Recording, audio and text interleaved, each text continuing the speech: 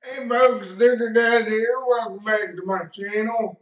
Today we're going to be doing Bantay Camay again, but this time we're going to be covering Thai martial arts. Well, Thai, Laotian, Burmese, um, in regards to kickboxing. Now, many of you are familiar with my series on the 8 elbows that are taken from Thai boxing.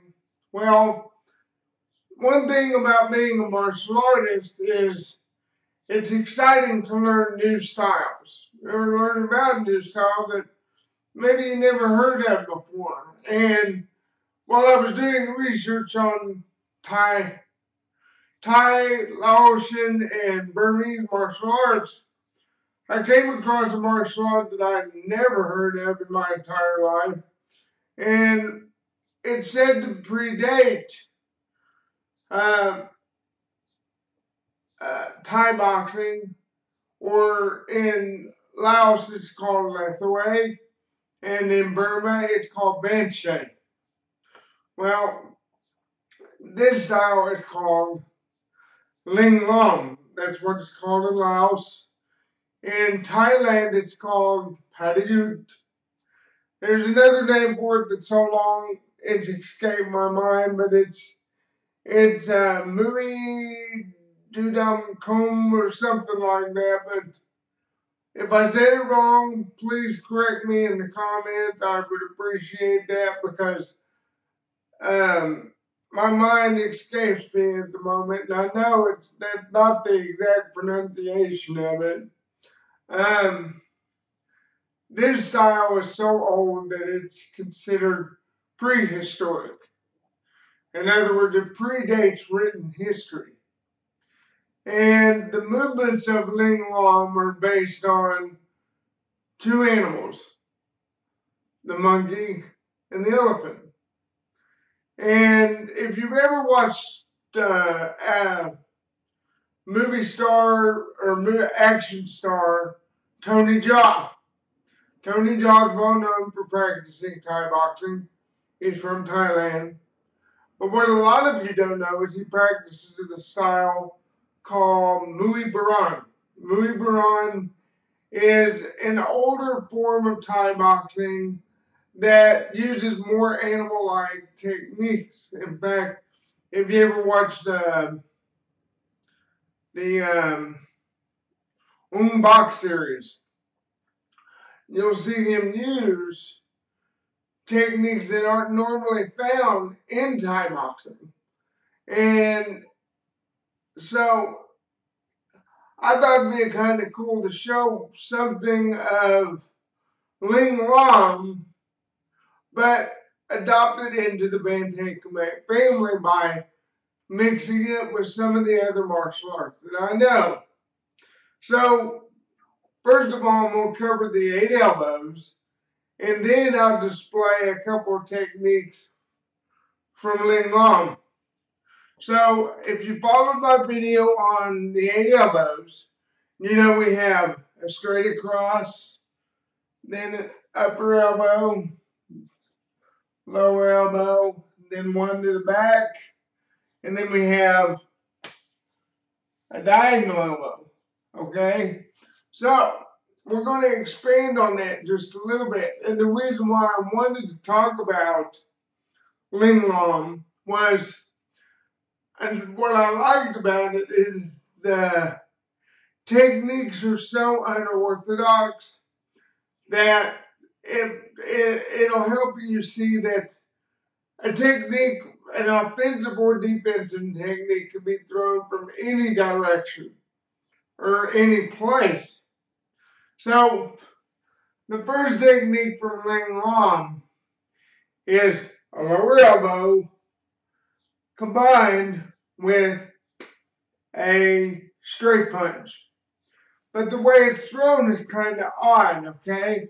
So from a natural stance, we're going to sink back into a right bow-legged stance, okay?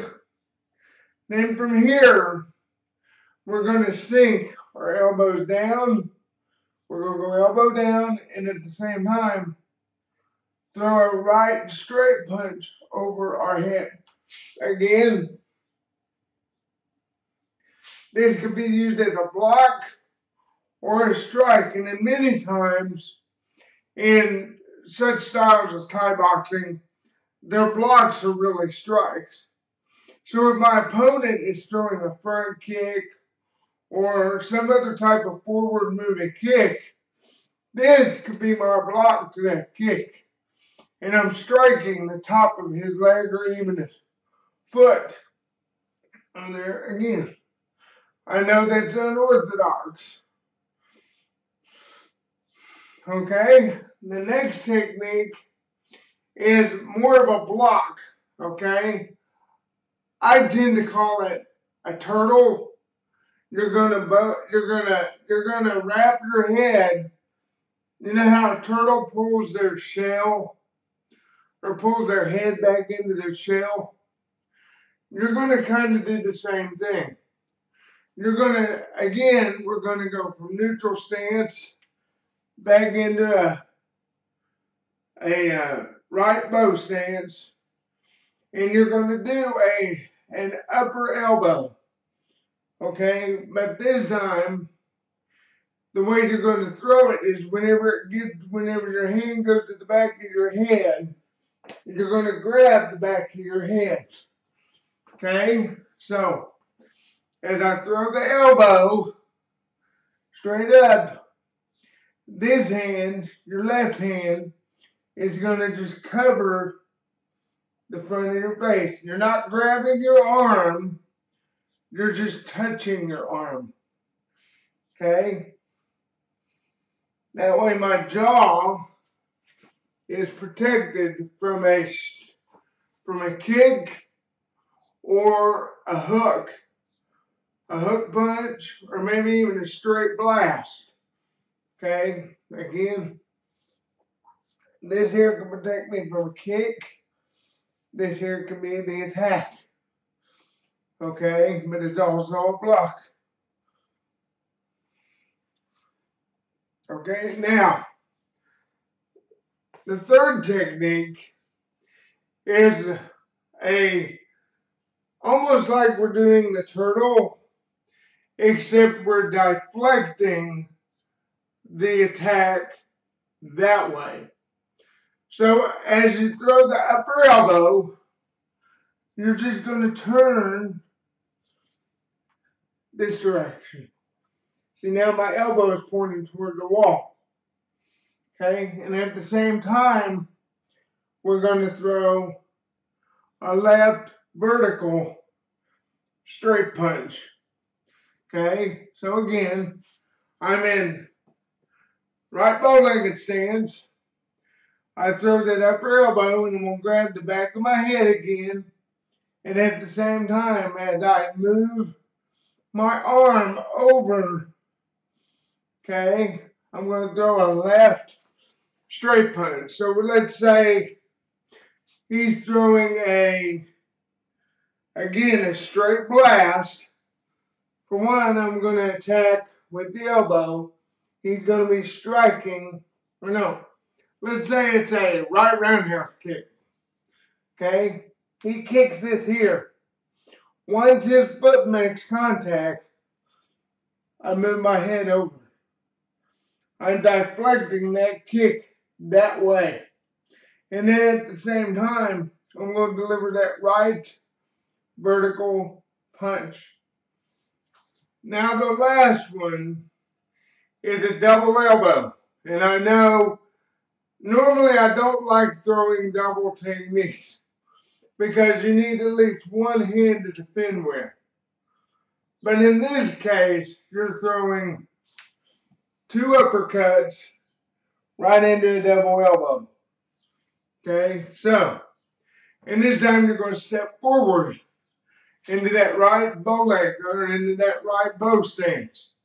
So, you're in your guard, you step forward, throw the double hook punch.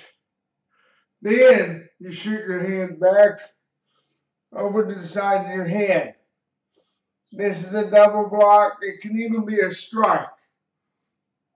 Because what this does, the uppercut is going to throw his head back when you make contact.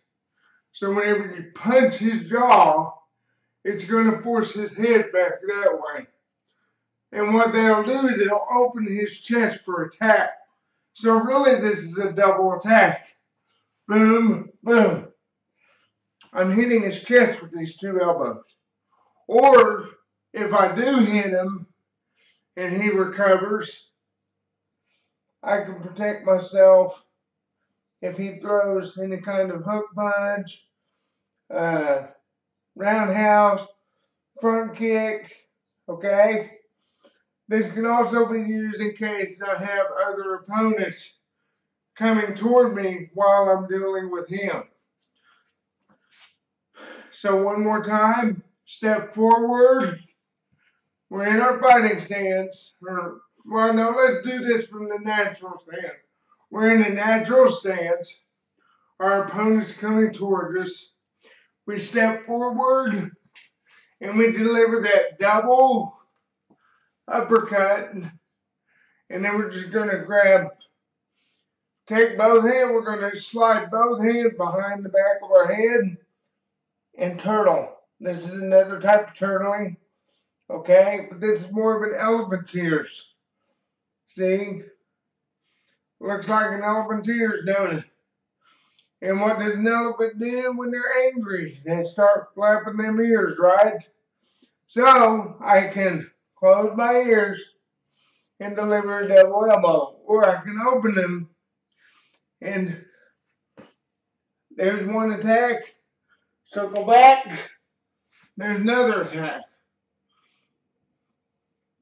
That is Ling Lom. I hope you like this video. Please give me comments down in the comment section. Let me know what you think about Ling Lom.